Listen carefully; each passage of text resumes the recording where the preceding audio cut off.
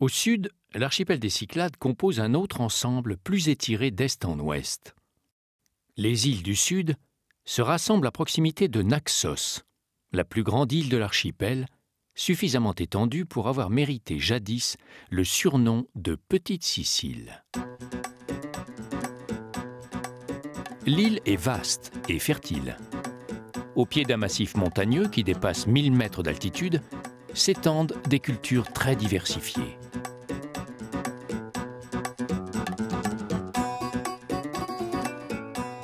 Sur la côte occidentale, Kora est la ville principale. À une extrémité du port, sur une presqu'île rocheuse, se dresse la porte en marbre d'un temple dédié au dieu Apollon. L'édifice, commencé au VIe siècle avant Jésus-Christ, resta inachevé. Pour honorer les dieux, les Grecs étudiaient avec soin l'endroit où ils élevaient un temple. Les Vénitiens ont pris autant de soin pour choisir le site du castro fortifié au début du XIIIe siècle.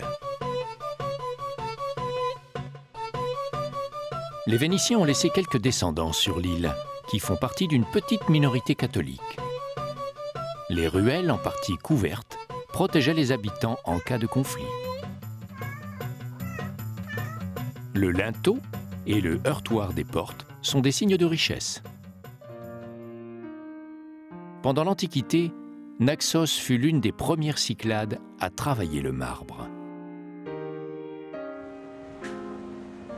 L'île de Naxos a très tôt connu son apogée. Le musée archéologique présente quelques témoignages d'une civilisation qui débute à la fin du IVe millénaire avant Jésus-Christ, la civilisation cycladique. Elle produisit un grand nombre d'idoles aux bras croisés et au visage stylisé.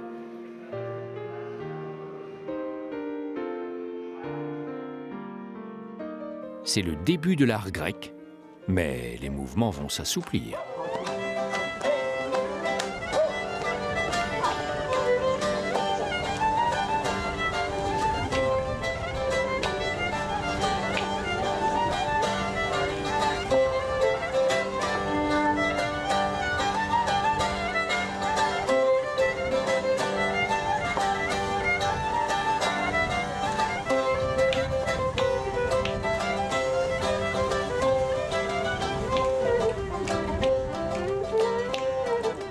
Le front de mer a longtemps été déserté parce que les pirates menaçaient.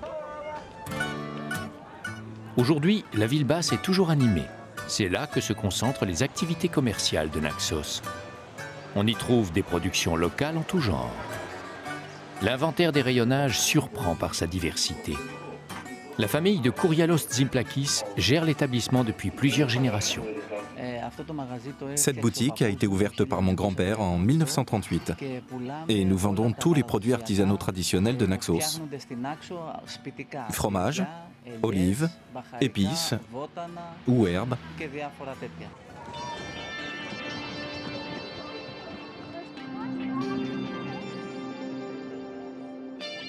Le soir venu, les rues du bord de mer se remplissent de senteurs et de saveurs variées. Elles se mélangent aux sonorités caractéristiques du bouzouki, un instrument de la famille du luth. Le bouzouki est l'instrument national en Grèce.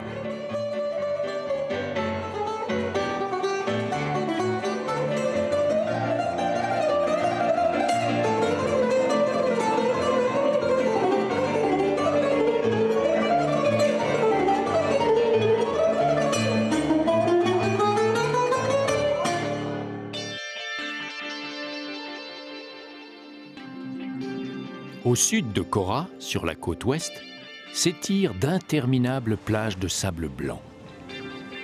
Les mois d'été sont la saison du meltem. Le meltem est un vent du nord.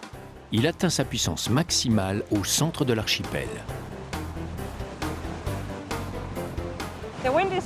Le vent est parfait et l'endroit est idéal pour apprendre et s'entraîner.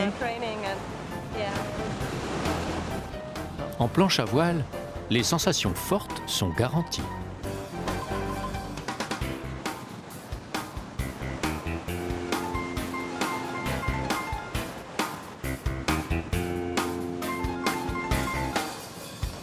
on peut aussi garder les pieds sur terre ou préférer la voie des airs en pratiquant le kitesurf.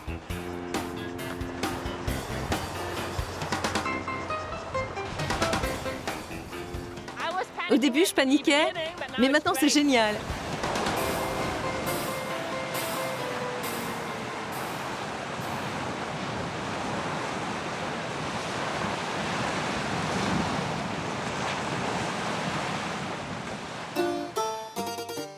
Au cours de l'histoire, la mer a toujours été un atout pour Naxos, mais aussi une menace. Ainsi, à l'époque byzantine, les expéditions menées par les pirates poussent les habitants à l'intérieur des terres. Ils se répartissent dans les campagnes en une multitude de petits villages. Lorsqu'ils prendront Naxos, les Vénitiens érigeront de solides tours fortifiées, comme celle de Bellonia. Beaucoup plus vieux, un temple est élevé en l'honneur de Déméter, la déesse qui enseigna l'agriculture aux humains. En marbre très fin, le bâtiment plut à la déesse, car depuis, la terre est généreuse à Naxos. Le vignoble est sous la protection d'un autre dieu, Dionysos. Le dieu du vin est né ici. Le vin rouge que vous voyez ici est fait avec du raisin Mandilaria, tandis que le blanc est fait avec du raisin Assyrtiko. Un vin réputé dès l'Antiquité. La présence de l'olivier sur l'île est avérée dès le milieu du 2e millénaire avant Jésus-Christ. L'olivier était l'arbre symbole de la déesse Athéna. L'olive est réputée pour ses qualités nutritives. L'huile est un véritable jus de fruits. La meule en pierre sert à écraser les olives. Au milieu des oliviers, le village de Halki est l'ancienne capitale de l'île. Il n'a rien perdu de sa quiétude.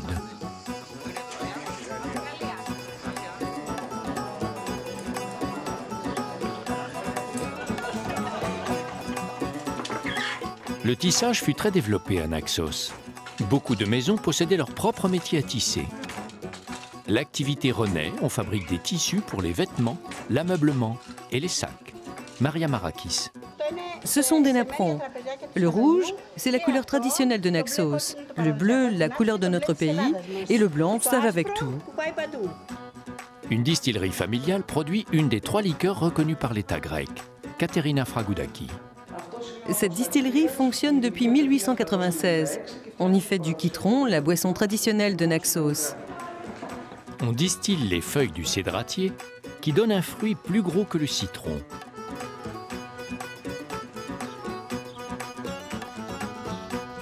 Les secrets de fabrication sont jalousement conservés par les familles. Il faut connaître les recettes, mais il faut aussi s'appliquer. Yanis Mandenakis. Grâce à ma grand-mère qui m'a montré quelques astuces, et à force d'essayer, j'ai progressé.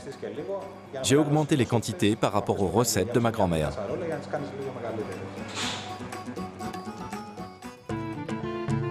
Naxos semble réellement béni des dieux. Le point culminant de l'île est le mont Zas, Zeus en grec. Le dieu y serait né. Dans les villages, quel que soit le nombre d'habitants, l'église orthodoxe et le prêtre sont incontournables. La Grèce a longtemps été le seul pays orthodoxe où la religion n'était pas persécutée. Les religieux de l'ancienne Union soviétique y ont trouvé refuge.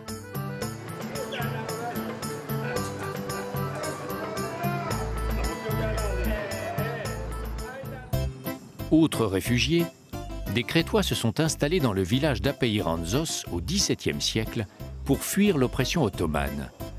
Les murs vénitiens leur offraient un abri très sûr. À la fin de l'hiver, les ruelles d'Apeiranzos résonnent de curieux bruits métalliques.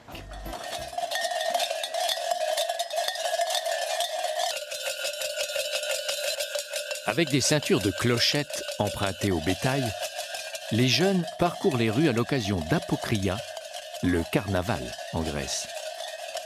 On les appelle les Koudounati. Leur but, faire le maximum de bruit pour éloigner les mauvais esprits.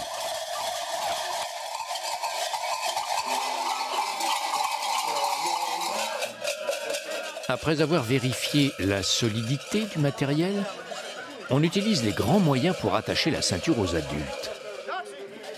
Les Kudunati portent une cape grossière avec une capuche. Elle évoque les différents déguisements adoptés par le dieu Dionysos qui vécut pour faire la fête.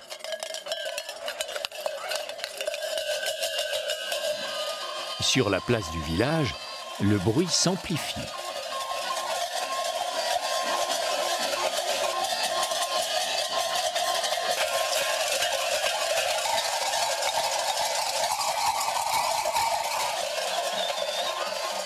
La tradition s'inspire du culte de Dionysos, le dieu du vin, et des excès qu'il entraîne.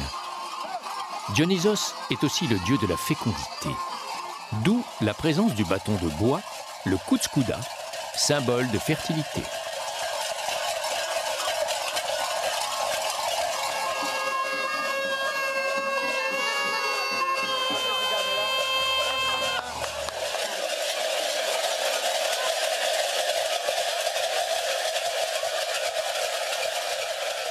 Devant un tel vacarme, l'âne préfère se boucher les oreilles.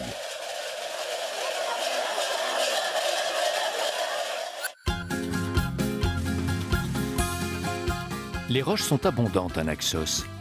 Les plus courantes ont permis la construction des terrasses pour l'agriculture et des murs de fortification. Mais dans le sous-sol, des roches très anciennes et beaucoup plus dures sont recherchées et exploitées depuis l'Antiquité.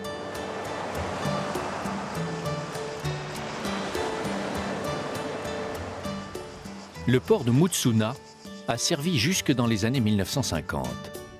On y acheminait une pierre très dure, extraite de la montagne, que l'on réduisait en poudre, l'émery. La poudre d'émery est un puissant abrasif utilisé pour polir d'autres pierres et des métaux. Grâce à l'émery, on a pu travailler le marbre à Naxos. Le marbre est une pierre calcaire qui s'est durcie dans des conditions de température et de pression très élevées. Le marbre des Cyclades a joué un rôle important dans l'histoire de l'art grec.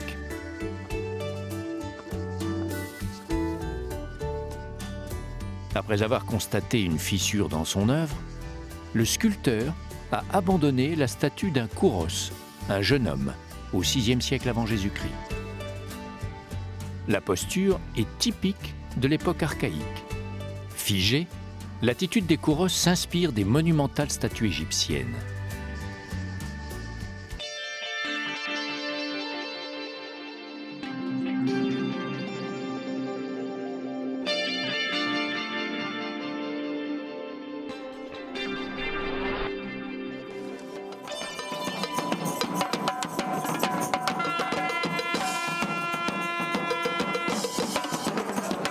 C'est le début de l'apokriès, le temps du carnaval avant le carême.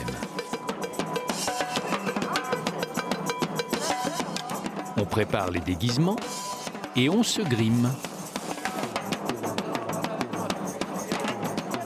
Tous les gestes sont rythmés par les tambours. Leur rôle est très clair. Angeliki Efsafiou est l'organisatrice. Nous faisons du bruit pour chasser les mauvais esprits. La lumière est le symbole de la fin de l'hiver, du début de l'été.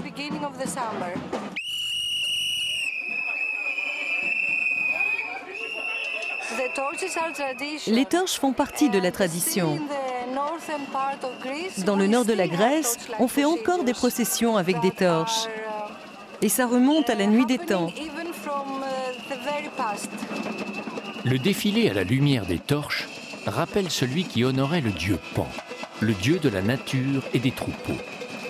Pan avait la réputation d'effrayer les esprits, d'où l'origine du mot « panique ».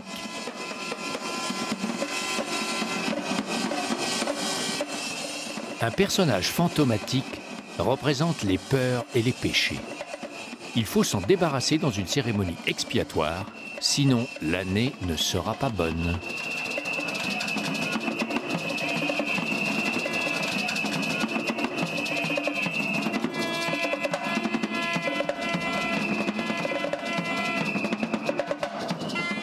Brûler le mannequin, c'est une façon de quitter les angoisses de l'hiver pour gagner la lumière du printemps.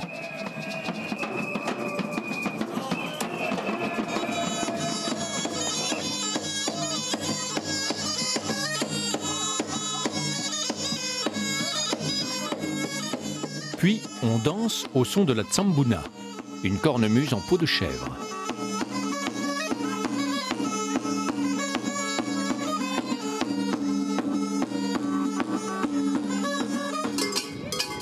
Un grand singe, à l'origine c'était un ours, accompagné de son dresseur, parcourt les rues. L'ours est sorti d'hibernation, l'hiver est terminé.